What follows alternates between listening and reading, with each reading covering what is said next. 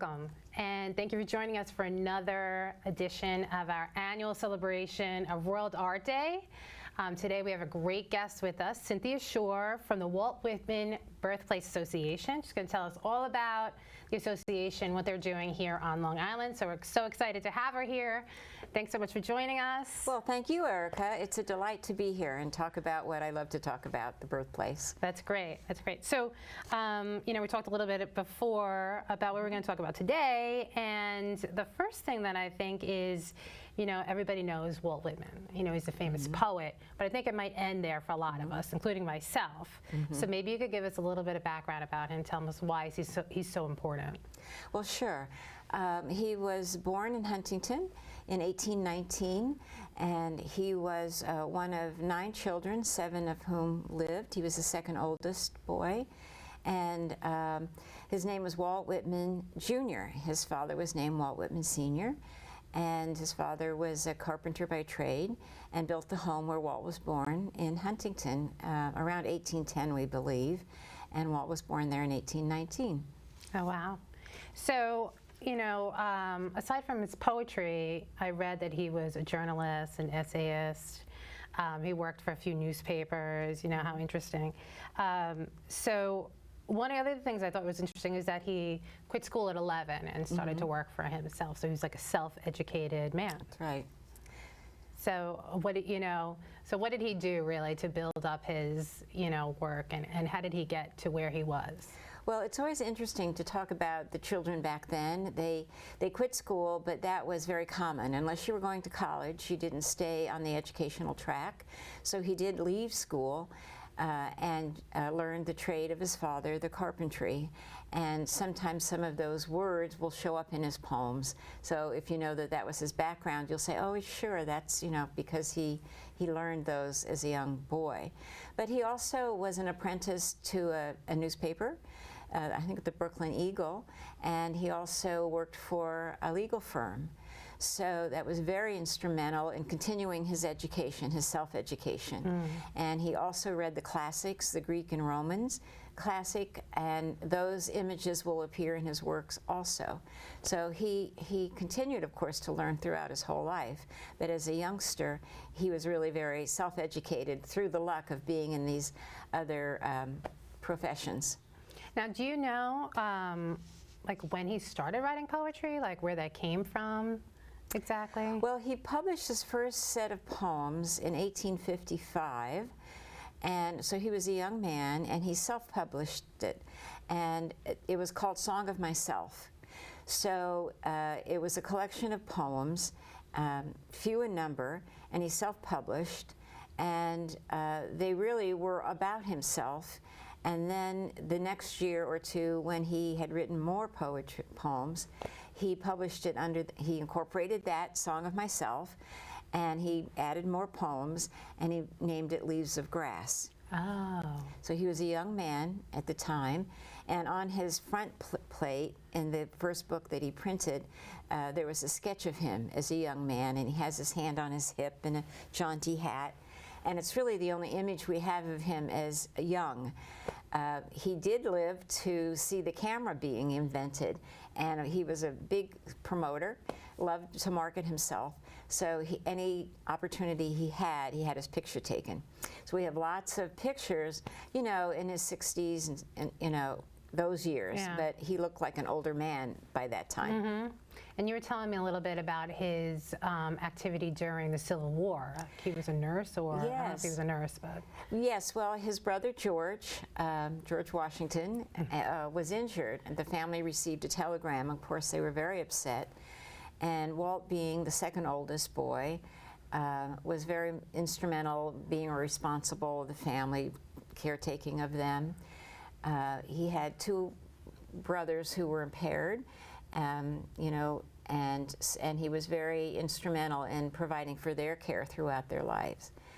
And so this younger brother George, was injured, so he went down to the Virginia fields, one of the medical fields, during the Civil War, and found him, and he was not injured badly.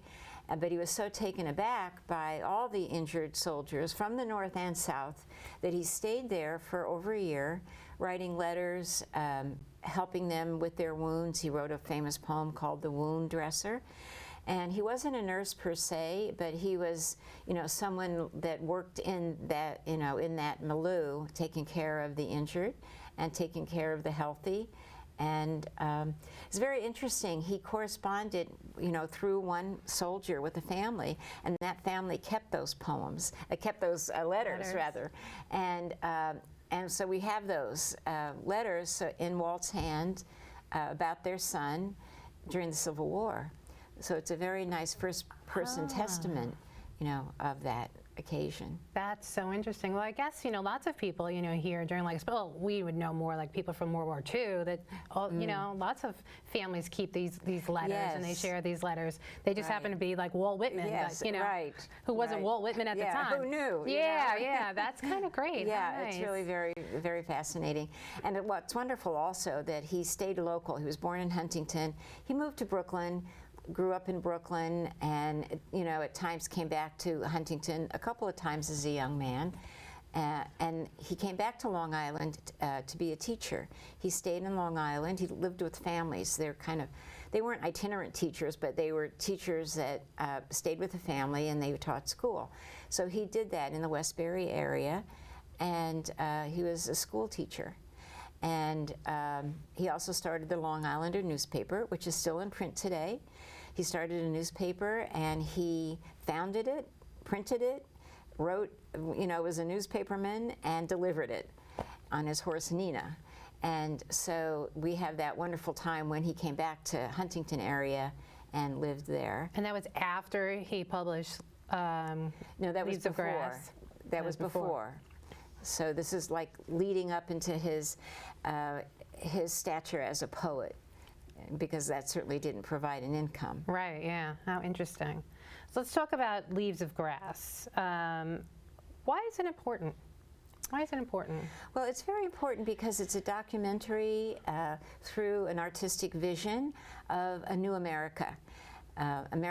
America was young. Walt was born in 1819, and we have our 1776 celebration, and was only about 50 years later. So America was in its infancy, and Walt, by dint of working in the newspaper and working in the law firm, became very attuned to the politics of the day and took an interest in it. And he took an interest in every man, and so his poetry reflects that. And he wanted to be the voice of an American poet. We didn't really have that. We had European voices. And so that was one of the things he did strive to be. And so he wrote sketches and images of all types of American characters. So in that respect, he was a great historian. In another respect, he used the freestyle verse, and that was very innovative for the time. And that he was also known for having long lines. And when he first published his first book, it was very wide because his poetry lines were exceptionally long. Oh, how interesting. And then and he self-published. The second publication, the second edition of the same book, became book form. So if you notice in the editions that we read today, the lines wrap around. But in the original publication, they would go all the way across the page. They would go all the way across. Can you explain to the audience a little bit about what free verse is, actually? Sure. Free verse is kind of a blossoming and away from the strict forms, the European forms. So prior to that, we had the sonnet, we had quatrains, we had rhyming poems, and even the epic poems that there were couplets, every 2 lines would rhyme. And so you were working within a form in the European tradition. So Walt, seeing the American way, and he embraced the free verse form. Now, he wasn't necessarily the first person, but he did make it acceptable, and it became associated with his name. And so it keeps the elements of poetry, it keeps the elements of assonance and rhythm and metaphors and similes, and that will go on in his writing, but it's not the rhyming that you see at the end of lines. So that's really what a free verse embraces. Okay, I understand now. And I read that it was considered a bit controversial at times. Yes, well, his subject matter was controversial. He wrote that I love men as I love women. He wrote a body of poetry called the Calamus Poems, and if you are familiar with the calamus plant. It's a very phallic plant in and of itself, and he called this body of work. And he celebrated men's bodies, and he celebrated love between man and women, and men and men, and women and women. So, we leave it to the interpreters and the scholars to ascribe any personality to Walt Whitman, but in his poetry, he embraces all types of love. He's ahead of his time. He was ahead of his time, and criticized greatly for it, of course. Yeah. As a matter of fact, when he was down in Virginia, he took a job in the Department of the Interior, which was a new department, and it was created to take care of, quote, the Indian problem at the time. And the secretary of the department was looking through his desk, Walt's desk, and found his copy of Leaves of Grass, and of course this section of poetry, and he was fired and denounced, and from the pulpit supposedly, so he was known for what he was writing at the time, and he really had to weather that storm and be true to himself. So he wrote 9 volumes of Leaves of Grass, which I find really interesting. So why do you think that he just kept rewriting or revising the poems? Right. Well, each edition, he would add new poems to it, and he would go back and tinker with the older poems. And some writers are like that. They, a poem is never finished, and other writers will write a poem and put it away and never to be touched. It's like a piece of sculpture. So his bent was to go back and rework them, add new poems, and sometimes he put them in different positions. So, in different sequences within the book. So obviously it meant something to him to read this poem, and then the next poem he would read would be this poem. And I think it was just his artistic intent, his way of looking at his work as a whole finished product. And so there were 9 editions. One was posthumous, which we called the Deathbed Edition, which was, published posthumously, but on his deathbed. And many people don't realize that Leaves of Grass is a collection of all his poems. Oftentimes people think Leaves of Grass is the name of one of his famous poems, but it's the collection of all of them together.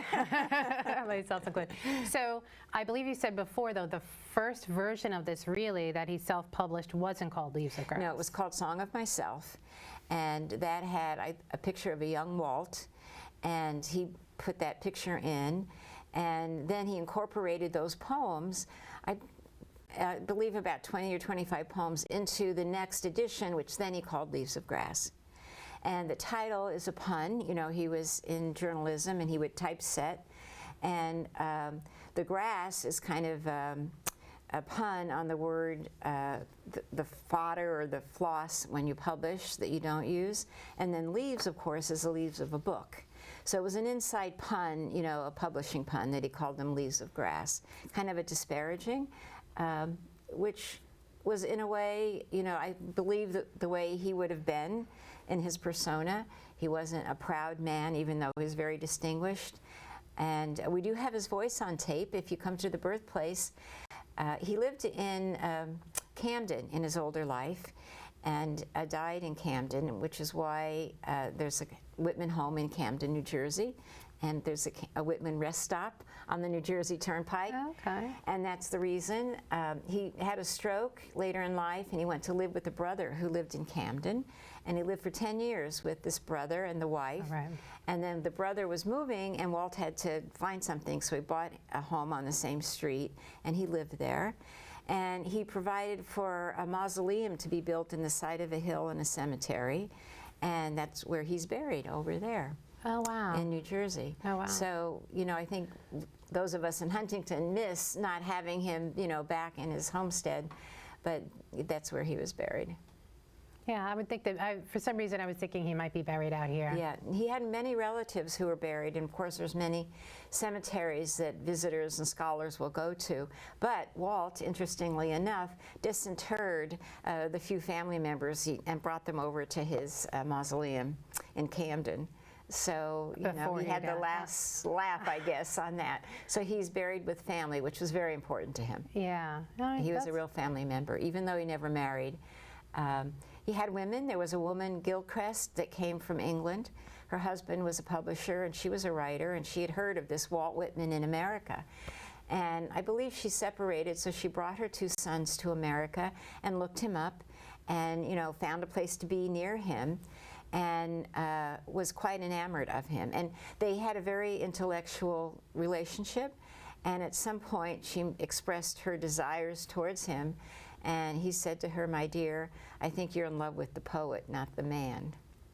But they stayed friends, and I wanted to say also, when he was in the Army, down south at the hospital, there was a group of women who would collect money and buy bandages, writing material, and they would send it to him. So even at that time, he must have been very charismatic, that he had groups.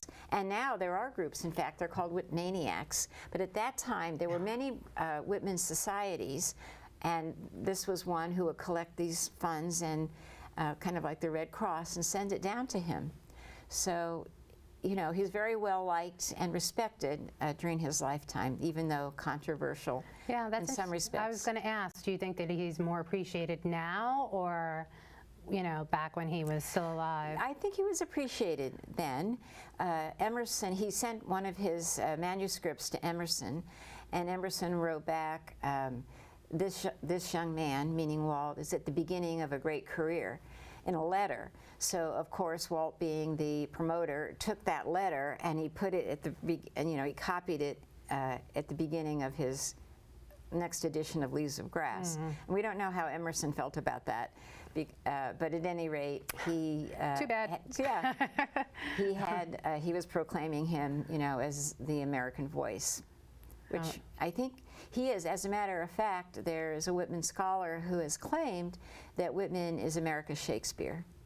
And we don't claim that because we leave it as an association to others to say, but he is considered, certainly one of the great Americans, probably along with Emily Dickinson. The 2 of them are mentioned very often together. Of course, and there are many, many great American writers. Right, I don't want to say that, which I love myself, in addition to Walt. But he's the pride of America. He's a pride, yes, especially the poet. Yeah. He became known as a poet of democracy because he wrote a book called Democratic Vistas. And, in one of the essays he wrote, I look on the great expanse of the country that's America. And he had great hopes for democracy, for equality, men and women, and of all the working men in all classes. But he had concerns and not doubts, but concerns about capitalism, about we're still dealing with slavery, about classes and the structure of what America was going to look like. But he had great hope for it. Such an interesting man. So much more than than you really think. You really think, yeah. So I'm seeing that we're starting to run out of time. So let's talk about the association. Right? Well, that's what you're here for. Tell me a little bit about the association. Well, the association was formed in 1947 when there was word that the new Route 110 out in Huntington was going to be built. And his house was on a road now called Old Walt Whitman Road. Of course, it wasn't called that when he was born there. But it was a main road through Huntington, and when talk of making a main road, they thought that, they're going to widen this road and move his house maybe over to Old Bethpage or maybe just demolish it. So a group of professors and teachers and academicians got together along with, Louisa Patterson of the Newsday? She was one of the editors and founders, and she joined in, and they raised enough money to buy the home from the homeowners, and the association took it over as a historic site. And actually, they were very lucky because the home in 1947, from 1810, it was, 130 years old, but it had only really been owned by 3 families. So the wear and tear on the house was very minimal. So we were very lucky to have the structure, survive 130 years in the way it did. So the association formed as a nonprofit. They bought the home, and after a few years, they decided they really weren't equipped to be running a home, and they gave it to New York State and offered it to them with the provision that the association continue to operate it. like a friends group. So in 1954, they handed over the property and the house, it's 1.3 acres, to New York State, and it became their property. And today it's New York State Historic Site. It's on a literary landmark, and it was named an American Treasure in 2000. So it's quite a historic site, even it's just 1.3 acres. We do hope to expand at some time, you know, maybe getting property to the left or the right and becoming a little bigger so we can have a bit more of the nature, you know, the environment that Walt had, and also to have a bigger space for our programming and things that we do. Right. We'll talk about your programming, right? Okay. Our programming, you know, our mission was to educate, to preserve and promote the legacy of Walt Whitman, and through education and programs. So right away, this goes back to the early 80s, when we started our educational programs, we were certified by the New York State Regents for 4th grade social studies, meaning our tours incorporated the, you know, the guidelines of social studies to learn about your local location. So ever since then, we're very focused on education, and not only do we talk about the history of Walt Whitman during a tour, we talk about colonial life and what it would be like back then, and having the big pots in the fireplace that they would stir. So the house tour is quite exciting. It's really a step back in time that we give the house tours. I bet you they love it. It's We so love fun, it. yeah. And the association is in charge now of hiring the docents. You know, I'm in charge of maintaining the structures. We built a new visitor center in 2000. And we have the house itself, and then we have another structure for art exhibits, the Gathering House. And we have programs for young to old. Of course, many literary, academic, and historic programs. We have exhibits. Our new one that's coming up in May is about Walt's mother for Mother's Day. Very influential in his life. She was literate, could read and write, and he had a long correspondence with his mother. And his father, of course, also could read and write. And so we're having a Mother and Father's Day exhibit, so I invite everyone, I invite you to come out and see it. And this will be your second trip. Yeah. Tell me about that. Yeah, I was just going to say, Yeah. I've been there before. The space is beautiful. Yes. So, you know, my daughter in 2017, she won the school poetry contest there, which was amazing. So we went there, we were able to take a tour. There was like a whole beautiful outside event. Walt Whitman was there. Yes. Apparently you were there. Yes, I was there. Yeah, so it was really a wonderful thing. So why don't you tell us a little bit about the poetry contest that you have? Well, we started, I believe, in 1980. Anyway, it's in its 37th year. You were there when it was the 31st year. Yeah. And we have, you know, from 2,000 to 3,000 applicants. We'd like to have lots of winners, and so we have like 10 categories. So we'd like to have, you know, 8 to 10 winners. We have a winner in each category, and then honorable mentions. So at this celebration that we have about 75 to 100 student winners come, and we reach out to Random House and Simon & Schuster, and they donate books, and so we make these gift bags. I don't know if you remember, and every child has a gift bag with books in it and a membership. And yes, our Walt Whitman impersonator comes, Daryl Ford. He'll be back this year. Oh, really? Same guy? Yes, he's there. And we have a national poet in residence. And this year it's Kwame Dawes will be there. And the national poet greets each of the children who are there and the families. And it's very exciting to know that, see, your daughter was a winner.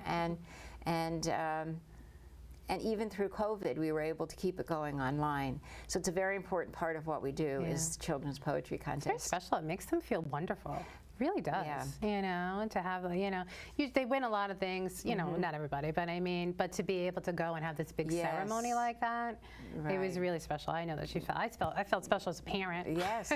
Well, it's parents like you who promote it and, you know, and encourage it, and the teachers. Yeah. It's wonderful to see that literacy is alive and poetry is alive. Yes, I believe it was a class project that they did. Yes, they do that, right.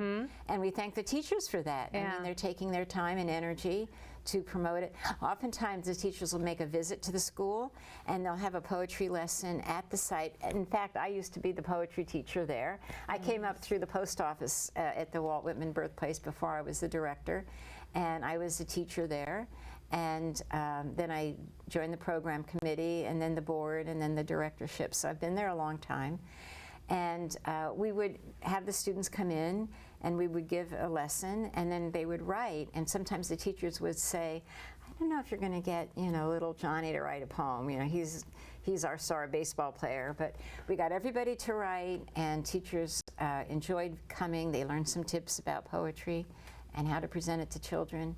And that is really one of our flagship programs, is our student poetry programs. Yeah, I think it's wonderful. I don't think it's easy either to be able to teach kids poetry. Well, I think if you love it, it's easy, and if you know it. I was a writer, and I had poetry published, so I knew what I was doing, and I enjoyed teaching, so it was always a joy to me.